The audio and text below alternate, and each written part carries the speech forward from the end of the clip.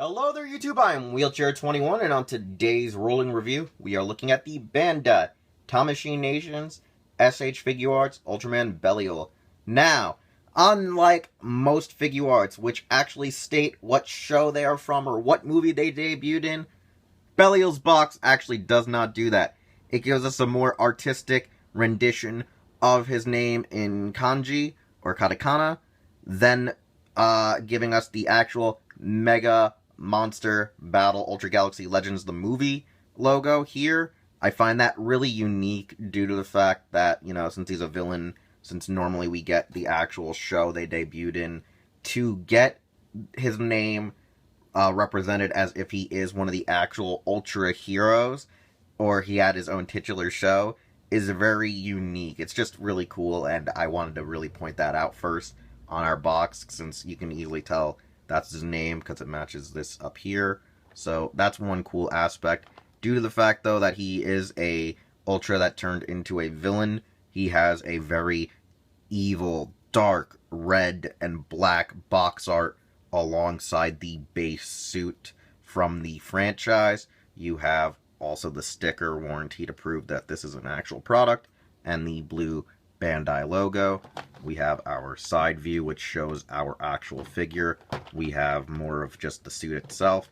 And then on the back, we have promotional artwork of the actual figure and how you can pose it and display it. Our interior features our base Belial Figuart with his two pairs of optional hands, the Giga Battleizer in its collapsed form, as well as its optional extended bow staff-like piece for it to be used as a full-on weapon.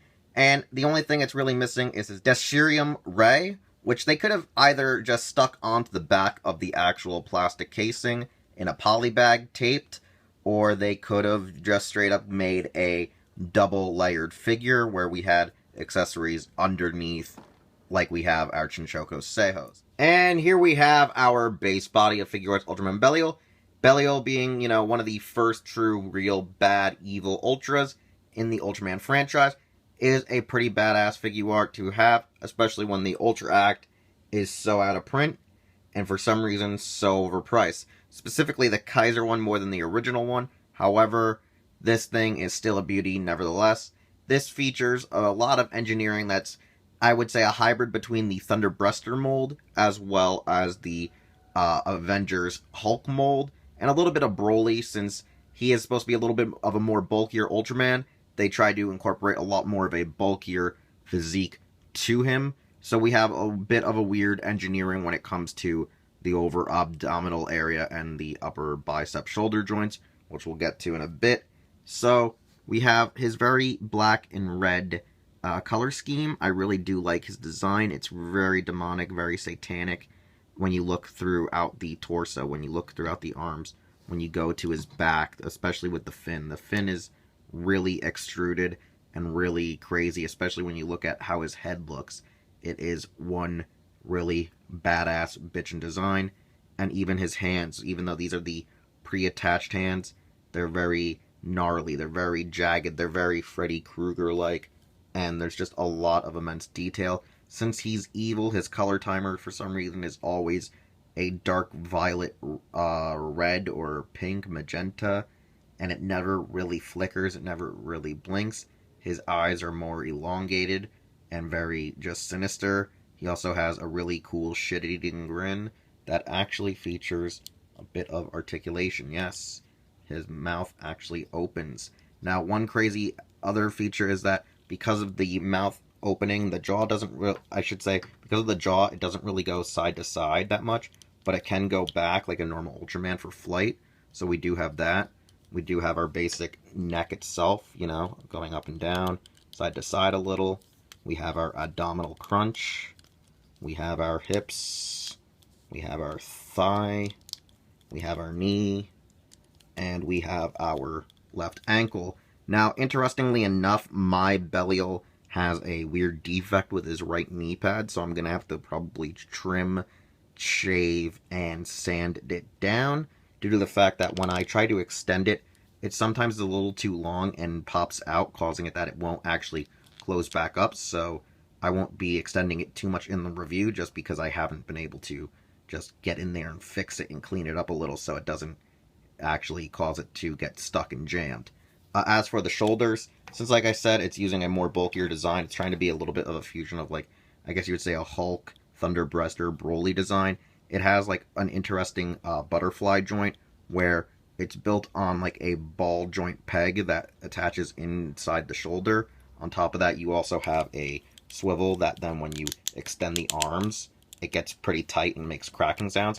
And when you want to like actually lower the arms, it gets pretty weird. You have your basic Ultraman shoulder, you have your bicep, or should I say actual elbow joint, and then you have basic wrists.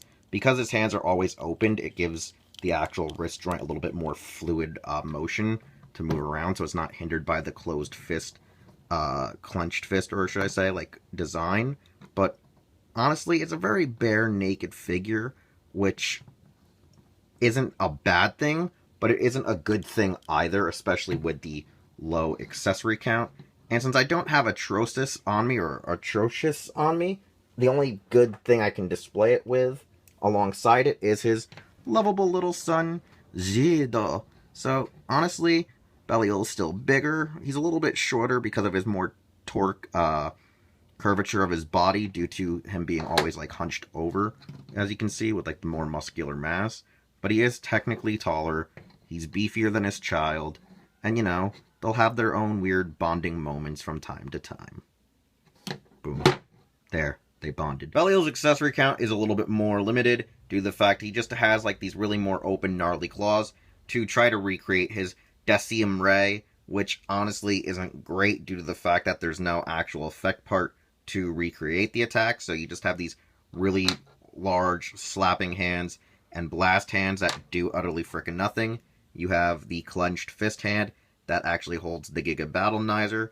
It actually has a hole for the actual staff to go through. You have the extended staff, which is practically just a reprint and repurpose of the one released in the actual Atrocious Figuarts release. And the thing here is practically the same.